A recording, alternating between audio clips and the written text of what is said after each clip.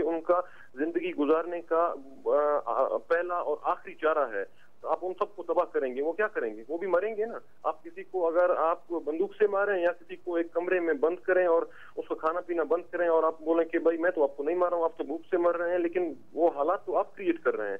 तो आप इस तरह करेंगे तो आप बोलेंगे भाई यहाँ पर आप लोग मार रहे हैं, तो यहाँ पर तो ठीक है 1 2 8 4 हो रहे हैं, वहां पर पूरे मासेस को आप मार रहे हैं, बोम्बार्डमेंट कर रहे हैं। आप उन पर भी तवज्जो करें कि वो बेसिकली वो क्यों हो रहे हैं। वो इनका एक रिएक्शन है।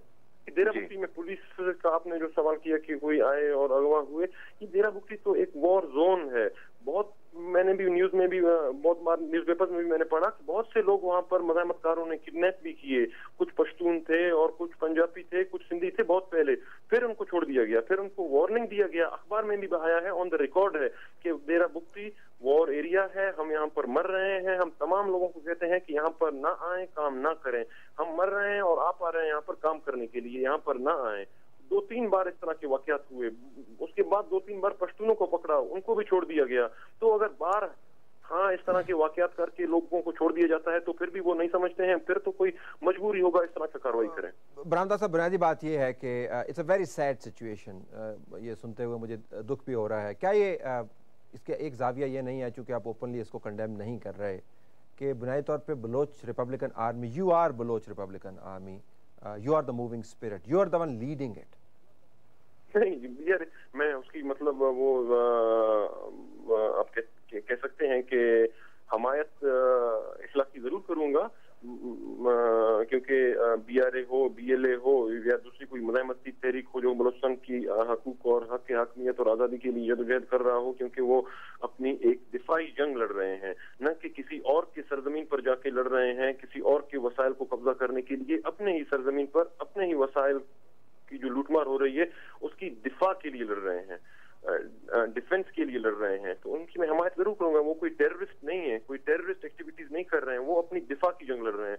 मैं तो 100%, मैंने पहले भी कहा, मैं इनकी हमायत करता हूं, करता था और करता हूं और करता रहूंगा। मैं ऑपरेशनल कमांड की बात कर रहा हूं। आप डायरेक्शंस पास करते हैं, आप इंस्ट्रक्शंस देते हैं, आप से ही ये सारे ऑपरेशंस जो हैं वो ओके होते हैं। You denying that? नहीं, मैं जी पॉलिटिकल आदमी हूँ और मेरा अपना पॉलिटिकल पार्टी है और मैं उसी को लीड कर रहा हूँ, मेरा उससे कोई ताल्लुक नहीं है।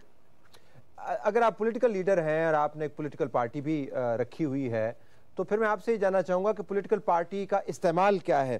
देखें, पॉलिटिकल विंग तभी आप रखते हैं कि जब एक पॉलिटिकल सोल्यूशन के लिए, एक सोच के लिए आपने एक दरवाज़ा खुला रखा हो।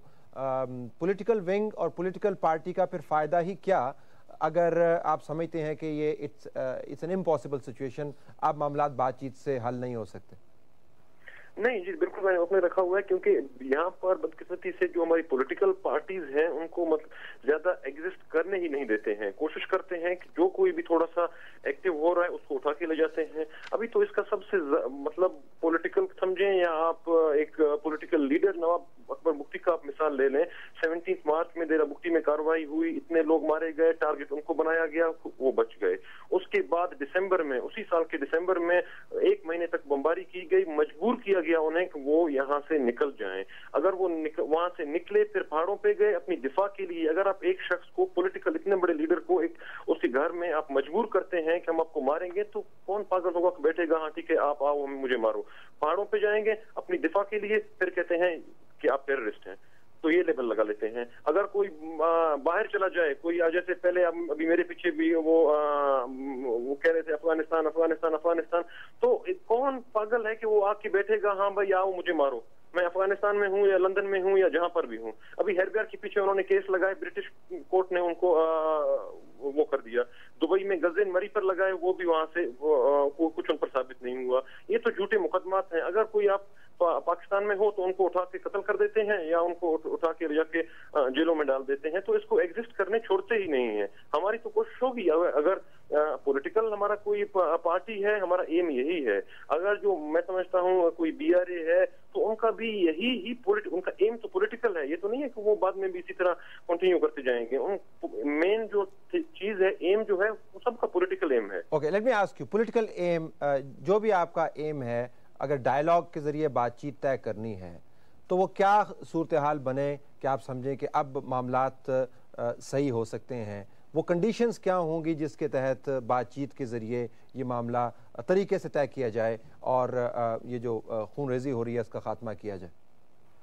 जी, मैं समझता हूँ वो यही होगा मेरी नज़र से कि सबसे पहले बलूचिस्तान में जितनी सिक्योरिटी फोर्सेस हैं सबको निकाल दिया जाए।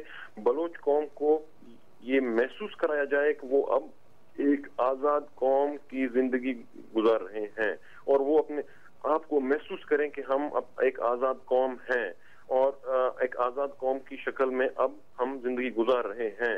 उसके बाद अगर कोई पंजाब या सिंध या जिसको भी कोई भी चीज जरूरत है वो आए, फिर हम उनसे बात करने के लिए जरूर तैयार हैं और तमाम जो बलोच जेलों में हैं उनको रिहा कर दिया जाए और जो कुछ बलूचिस्तान में बलोचों से हुआ उसको तस्लीम किया जाए कि ये हमने किया और हमारी गलती थी और हम इसकी माफी मांगते हैं, न कि सिर्फ एक प्लेटफॉर्म पर इंटरनेशनली ये कहा जाए। उसके बाद अगर आपको कोई चीज की जरूरत है फिर हम सोचेंगे बलोच कि भाई आप लोग क्या चाहते हैं। अभी हमसे हम तो कोई कुछ चीज चाहते ही नहीं है। मुज़ाकरात या डायलॉग उस बात पर हो कि कुछ किसी चीज पर लेने देने पर कोई चीज नहीं बन रही है, हम तो कुछ चाहते ही नहीं है, कोई भी हमारा कोई डिमांड ही नहीं है। हम तो चाहते हैं हमारे अपने वसाइल सरजमीन पर हमारा ही कंट्रोल हो, इसके मालिक हम हैं, न कि आज से हजारों सालों से, और हमारा वसाइल हमारे अख्तियार में हो कि किस तरह खर्च हो रहा है, कौन ले जाए और कौन नहीं ले जाए, क्या इसके रेट्स हों, किसको दिया जाए किसको नहीं दिया जाए, इसके मालिक हम हैं। या निकाल लें ना निकालें इसको, ये हमारी मर्जी से हो। तो जब तक हम ये महसूस ना करें कि हम एक आज़ाद कौम की शक्ल में वजूद में आए हैं और एक आज़ाद कौम हैं, तब तक मैं समझता हूँ ये तमाम चीज़ें मेरी नज़र में बेमानी है।